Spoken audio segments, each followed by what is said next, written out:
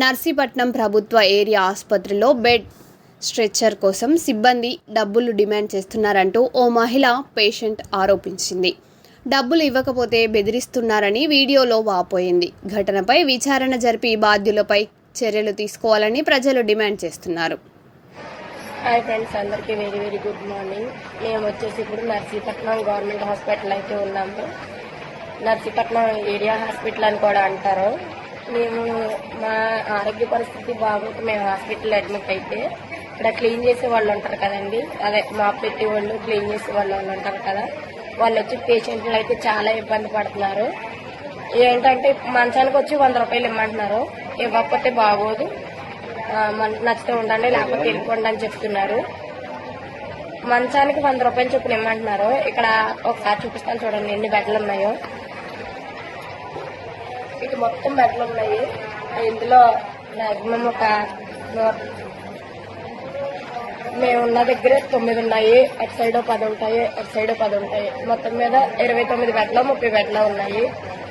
వీళ్ళు మంచానికి 100 రూపాయలు చెప్పిన వసూలు చేస్తానంటున్నారు. మా దగ్గర డబ్బులుంటే మేము ఏరియా హాస్పిటల్కి ఎందుకు వస్తాము?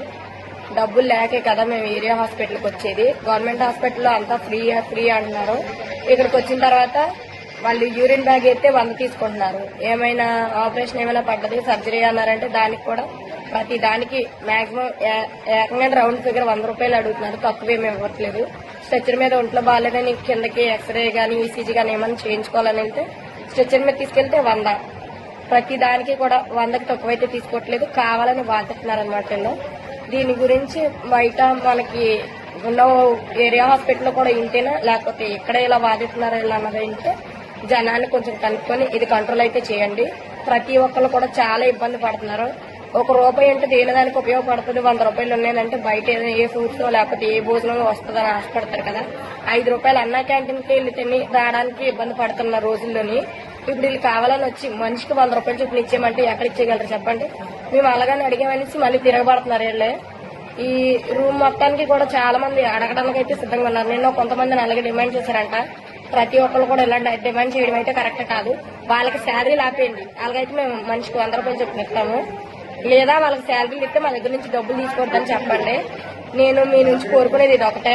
ఈ వీడియో కనుక మీకు మంచి అని అనిపిస్తే కనుక దీని అయితే వైరల్ చేయండి, గవర్నమెంట్ వరకు తీసుకెళ్ళండి. Thank you friends. చూడండి, మేము హ్యాండ్స్ కి ఇలాగా ఇంజక్షన్లు వేయించుకొని ఈ మంచం బెడ్ మీద మేము ఉంటే మమ్మల్ని ఇబ్బంది పెట్టడానికి వాళ్ళు తయారవుతారు. ఇది అంతవరకు కరెక్ట్ అనేది మీరే కామెంట్ అయితే చేయండి. వీడియో కనుక నచ్చితే లైక్ చేయండి, షేర్ చేయండి, కామెంట్ చేయండి. Thank you friends.